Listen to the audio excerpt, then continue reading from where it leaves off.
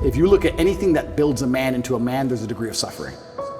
So many men say, I want to be the man, but they don't want to suffer, they don't want to fight, and I don't understand why, because even if you look at a superhero movie, they tell you, even in superhero movies, they make it very clear, Batman's parents died, that's why he's Batman. It's very hard to become a man and have a man who's respected and has stories and is capable when he only had a nice life and nice experiences.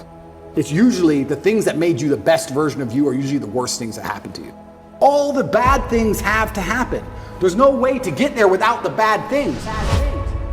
Where do you find the strength when you're in these difficult situations? I always find the strength from my last name. I'm Andrew Tate. I'm Andrew Tate, so I just have to do it. I'm in a Romanian jail cell. I wake up, there's cockroaches in my bed. They're all over my face. What am I gonna do, cry? Am I gonna go and sign a piece of paper and say I'm guilty? I'm gonna sell my brother out? No, I'm gonna take the cockroaches off my mouth. I'm gonna do some push-ups, because I'm Andrew Tate. When shit really gets hard, honor and courage and bravery and your last name is all you've ever had. Especially with men, none of them are bestowed with the things that the masculine essence needs to be a good man. You need pride, you need honor. Matrix Media, they say, why did you get so big? Because I'm telling the truth. I'm telling the truth, which every man knows is intrinsically true in his heart, because God has instilled him with a basic degree of morality of right and wrong. I'm saying things to a 17-year-old boy and he's going, he makes sense. I get it. Everything I was told so far just didn't quite click, but this does. And that's what they're so scared of. I was talking about this the other day. I was talking about how I have a pet peeve, and one of my pet peeves is painkillers. And I was being typical me, and I was going over the top. And I was discussing with this guy. This guy said, have you got any aspirin? I said, there's no aspirin in my house. And he said, why? I said, brother, you are not facing 1% of the life difficulties I am facing. Think about it. No government's trying to lock you up. The Matrix isn't after you. They're not trying to frame you. Nobody wants you dead. When God finally gives you a tiny headache, to give you something to show you're half a man, a little bit of resilience, you pussy out and take an aspirin. Can't you just have a headache? Just have a headache. And not only just have a headache and don't mention it, because I don't care. So don't even talk about it. Nobody needs to know. What do you want? Do you want therapy? You want sympathy? Nobody cares you have a headache. Shut up. Like nearly any problem on earth, whether it's men's mental health, whether it's women's mental health, no matter what it is, whether it's crime, no matter what it is, how do you fix the problem?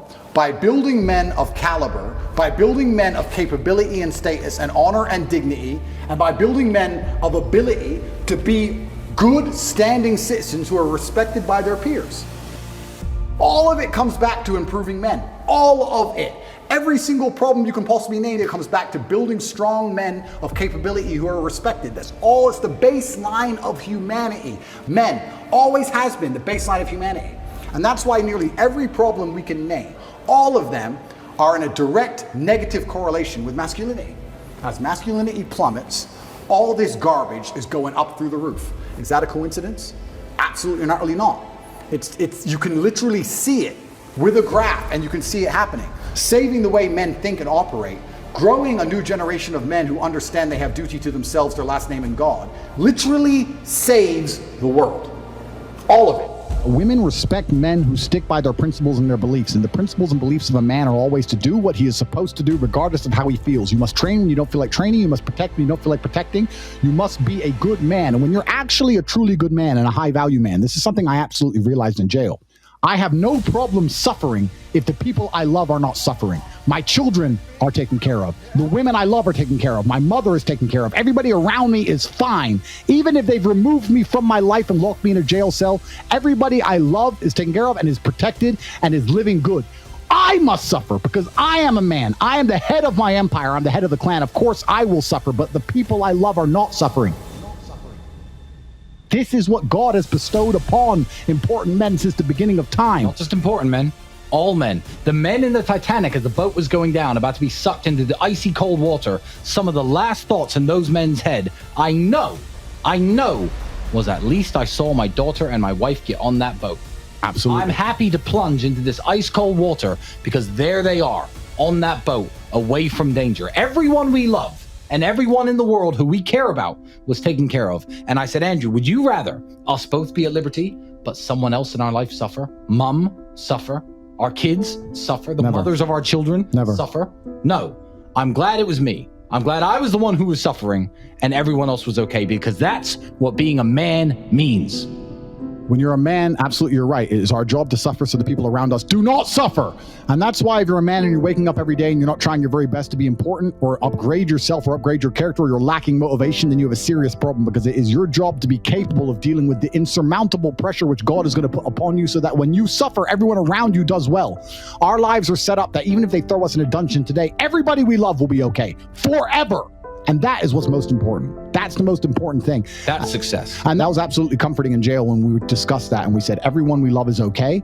You and I just have to make it through this. And that's absolutely and utterly comforting. And if you're a man sitting at home right now, you need to sit and say, okay, if they plucked me from my life, if they picked me up and threw me in a room and locked me in a jail cell, which can happen. Which can happen to anybody, especially as they continue these matrix attacks on masculinity as a whole. Would your wife have a roof over her head? Would your children eat? Would your family be okay? Think about these things. This is what you're working for. You're not working to make money so you can buy a Lamborghini. You're working to make money, and you're thinking outside of the box, and you're becoming your best version of yourself, so all the people around you will always be okay no matter what happens. It is your job as a man to suffer. And we did our job fantastically, absolutely and utterly, as we should. We always will. And we always will. And everybody around us was okay. And that is extremely comforting in times of hardship, because we're built for suffering. We were absolutely and utterly built for suffering. No matter how close I came to crying inside of that jail cell, I knew all the people around me were safe and all the people around me could eat. And that's all I cared about. I used my phone calls. When I would call other people and they were asking me how I was, I'd say, we don't want to talk about me. How are you? Are you okay? Are you okay with the media pressure? Are you okay? Are your bills paid? Do you have money? Can you eat? I'm in a jail cell in Romania. I'm making sure that everyone I love is okay. I don't need them to sit and worry about me. I worry about them. I sat in a jail cell making sure I could fix the problems for the people I love outside in the free world from a dungeon. That is what a man does. And you must prepare and set up your life for that. You must be prepared to be plucked from life. And understand that everybody around you who once relied on you will still be relying on you, even when you sit in that jail cell. It's still up to you. You are still the man of the household. You are still the top G of your life. Only you. And if you don't pay the bills, who's going to do it? Your wife's just going to what? Go get a job, get like 5 jobs and raise your kids? How's she going to do that? You must be prepared for these things. That is what you're working for. So if you wake up every day as a man, and you say, I don't have motivation to become strong. I don't want to work hard and get rich. I don't want to try and become financially free. What you're saying is that the second you disappear from your matrix-controlled job, everyone who loves you and respected you and relied on you is going to starve? How can you live that way as a man? Absolutely and utterly unacceptable.